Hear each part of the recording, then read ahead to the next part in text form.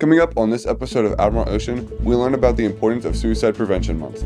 We'll talk to students about the highlights of the first 9 weeks of school. And of course, update you on news and sports. Today, September 26, 2025, and this is Admiral Ocean.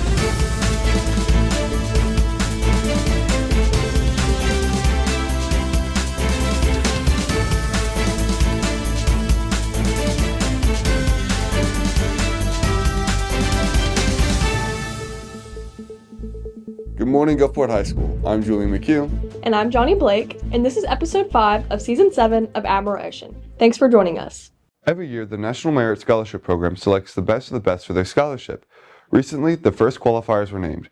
There are more than 16,000 high school seniors who qualified. 4 of those semifinalists are here from Gulfport High School. Seniors Crosby Parker, Isaac Johnson, Zenaida Kakias, and Reed Bodenhammer have advanced to the next round of competition for the big scholarship. The top 1% of scorers on the PSAT inside your state get the opportunity to become a national semifinalist. And based on whether or not you complete the application to the scholarship and follow certain academic requirements, like not get a C in a class, you're able to be eligible for the National Merit Scholarship. Zenaida will be the first to tell you that there's a lot of prep work that goes into making it to the National Merit semifinalist. So I would say that a lot of hard work is required. So whenever you're in Cordray's PSAT class, you have to make sure that you're really paying attention and that you're actually practicing and locking in, I guess you could say. That's mostly what I did. I paid attention in class. I didn't take the class as a joke, I guess you could say. Other than that, just dedication and I guess believing that you can. Well, I did the prep course for PSAT, ACT prep with Mr. Cordray, and he just went through, we did a bunch of practice tests, and we only took the test once, so once we got to the test, it wasn't too much of a struggle, but that was because we'd put in the prep and we'd done the work before. But making it to the semifinalist stage doesn't mean you can just sit back. Now these 4 get to work on the next round of selections. Now we are going to have to submit our essays and our extracurriculars and all those kinds of things, and then we'll go through another selection process, and about a third of semifinalists will be selected to be finalists, and those people will receive the scholarship. The Academic Institutes held its first seminar of the school year last week. On Thursday, seniors were guided through the steps to starting the FAFSA, which every senior will need in order to apply to colleges and to be eligible for scholarships. Meanwhile, juniors attended a special presentation in the auditorium. Sean Tyndall, the Commissioner of the Department of Public Safety, spoke to the juniors about the very thing he and state officers deal with daily. He reminded students about the issues with distracted driving and driving under the influence of substances. He then talked about the drug issue facing teens and families in the state of Mississippi. Our state has a growing problem with fentanyl, particularly with kids taking items that end up being laced with the drug. It was a powerful and eye-awakening experience. While none of the seminars will be the same, we can look forward to seeing what the next seminar holds in store for us. That seminar will take place on October 16th. That's the Thursday of the week we return from break. Make sure you have it on your calendar. On Tuesday, the Gulfport School District held its reading fair, and students here at GHS brought their projects to the library to display for judges. The reading fair is conducted every year to promote a love of reading. Grades pre-K through 12 have the opportunity to creatively share their favorite fictional books. As a result, participants experience a dear enjoyment for reading. Several teachers and counselors served as judges, assessing the projects not only for their creativity and looks, but also how well they express the overall essence of the book, and how the projects generate interest in other readers. First place was Hannah Zell, second place was Anna Mills Finley, and third place was Mylan Dito. Honorable mentions, Natalia Flores. September is National Suicide Prevention Month. While it's a subject we tend to want to avoid, the whole point of the National Month is to bring awareness to the issues of mental health and the problems with teen suicide.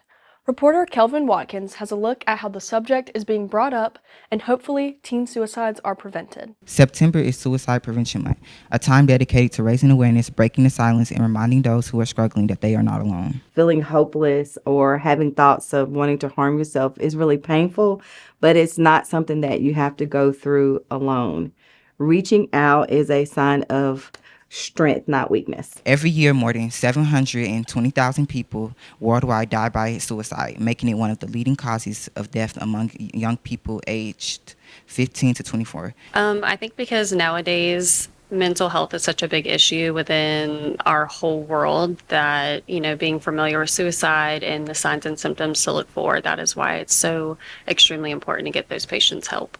I think like everyone should at least check on everyone because you never know what somebody's going through because someone can show up to school all like happy and stuff and on the inside like they're struggling. So I think we need to check on everyone more. In 2022 alone, there were an estimate of 1.6 million suicide attempts. I know here at the high school, we all deal with students every day, and every student is going through so much, whether that be balancing stress for school or home or personal life. Everybody has something. And so making sure everyone knows that they have a support system and there's resources if they ever get overwhelmed, that is a big deal. Sometimes all you need to know is that there's hope and that there's help if you need it. I have some 988 cards on the table. If you're not aware, that is a chat. You can either chat, text, or call. We have trained counselors on the other end 24 hours a day. A lot of students struggle with anxiety and depression.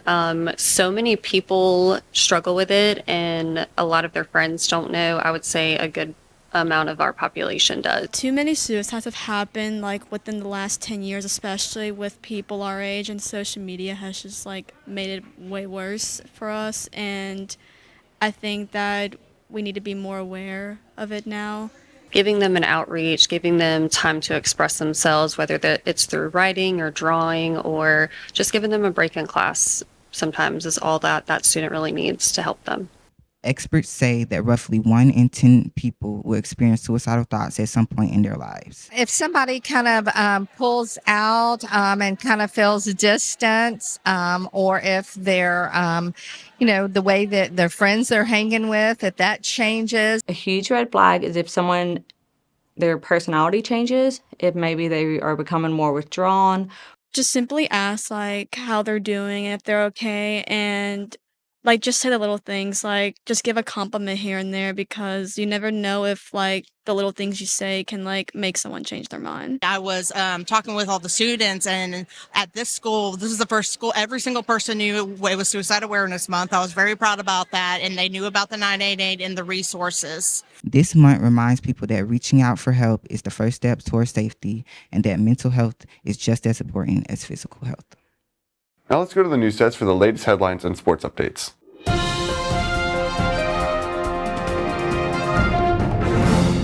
20 years ago, in the aftermath of Hurricane Katrina, several artists transformed the still-standing remnants of the live oaks the hurricane destroyed into sculptures along the median of Highway 90. But 20 years of exposure to the elements has begun to deteriorate the sculptures. This past week, a group of workers stained and sealed the sculptures to help preserve them. This should ensure that the sculptures continue to stand as a testament to the resilience of the people of the Mississippi Gulf Coast for years to come. At the Johnson Space Center in Houston, Texas, Monday, NASA held a ceremony in which they introduced their newest astronauts. 10 scientists, engineers, and test pilots were chosen from more than 8,000 applicants to be the newest team to explore the moon and even possibly the planet Mars. Not only is this a new wave of space exploration and study for NASA, but it also marks the first time in history that there are more women than men in the incoming astronaut class. The team is made up of 6 women and 4 men. One of the women worked on NASA's Mars rover. One woman chosen for the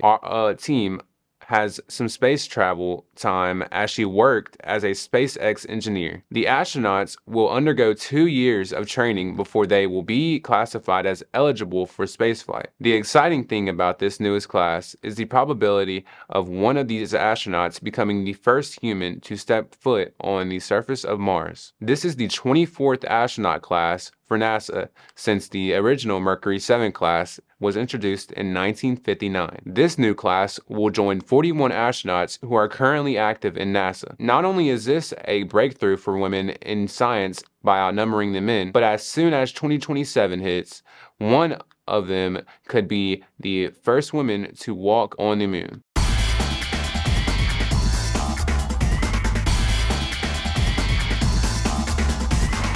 Good morning, GHS. I'm Nate Coleman with your update on Admiral Swim and Admiral Football.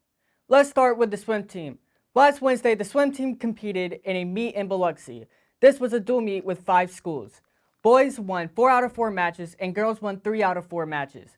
Scores from the boys team are 59, 68, 63, and 75. The girls team scores are 62, 58, 55, and 33. State cuts are girls in the 200 freestyle relay, and they earned this state cut to compete at South State on October 4th. The Admiral swim team is participating in the Admiral Invite. This will be the last competition before South State. Both South State and the Invite are held at the Biloxi Natatorium. We will update y'all on the results of the Admiral Invite on the next episode. Now we have football, where the Admirals took on the Petal last Friday. The Admirals had a devastating loss against the Panthers with a score of 25-24. The first quarter started out with both teams putting up a fight to make the score 0-0. But nearing the end of the quarter, Carter Platt kicks a field goal to get the team up 3 points to start off their lead. In the second quarter, Petal scores a touchdown to gain their lead by 4 points. After that touchdown, the Admirals scored a touchdown later on in the quarter to get back in the lead. Then, before the first half finishes, the Panthers score a field goal to tie up the game. At halftime, the score was 10-10. Both teams had done really well. Starting off the second half, the Admirals had a total of 130 yards offensively with 9 first downs. Parker Nettles completed 9 out of 14 passes with 180 yards. Cooper Crosby led the offense, and he had 40 yards on 12 carries and 1 touchdown.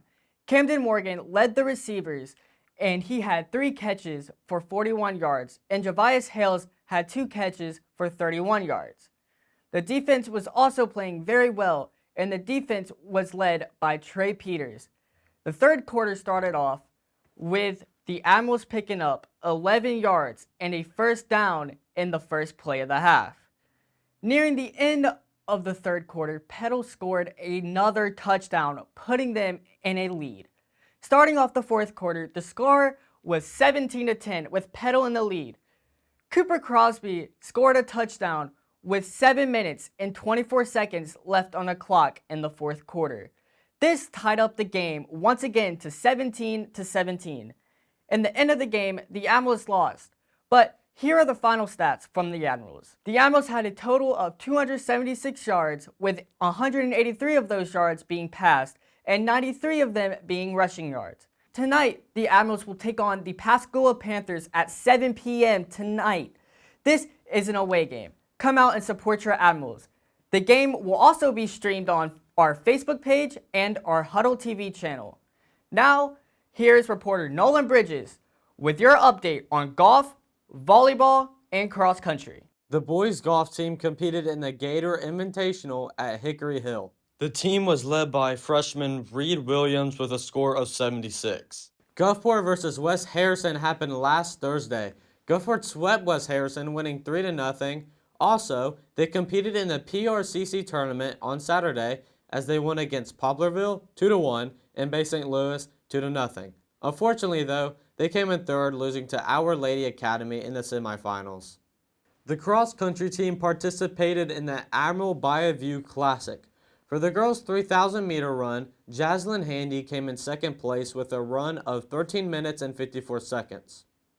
Hannah Ezel finished a 5,000-meter run in 21 minutes and 56 seconds, coming in 8th place. For the boys' 3,000-meter run, Neil Kish came in 9th with a time of 12 minutes and 59 seconds. Tucker Hines came in 11th in the 5,000-meter run with a time of 18 minutes and 43 seconds. Today marks the end of the first term for this school year. That means 2 things. You survived 1/4 of the school year and you've made it to the first break. Here's reporter Ian Price with a look at what some students had to say about this milestone. With the first 9 weeks making this closure, students are making their final push for their 9 week exams to their very first intersession of the school year. We want to know how much of an impact the first 9 weeks had on students and their plans for intersession. My first 9 weeks was a little hard, but after a while, I adjusted to it. It was hard. It's still hard, but I'm just like getting the hang of it. The most difficult thing was probably adjusting because I'm a freshman and it's probably getting used to all the new classes and getting used to how the school is, like how it is in high school. I love this. Very fun. Plus, I get to spend time with friends. Junior year has been very peaceful. Definitely advanced math plus honors. It's a math course and it's a very big adjustment, a lot of work, and something that I really need to study hard for to be able to pass. For my intersession, I'm probably going to hang out with my friends and do a little bit of working out and studying. I plan to, for the first week, I'm going to try and just stay inside, be chill, not really do nothing besides play on the game and stuff. Then the second week, I'm going to start, like, going to the mall, start back, like, kind of like school shopping and all that, and then just trying to, like, get my life together for school. I'm just going to be hanging out with all my homeboys. Plan to spend my intersession hanging out with friends, hanging out with family, working, going golfing. This intersession, I plan on working out and going to spend time with my friends and family. Just hanging out with family, friends, and just mostly working. Well, that wraps up today's episode. If your class or organization is doing something that we should feature on the show, let us know and we'll send a camera and a reporter to cover the story. Be sure to follow us on Facebook and YouTube where you can catch current and past episodes of Admiral Ocean. Thanks for watching, enjoy the break, and we'll see you again after intersession. Woo! See y'all. Raps.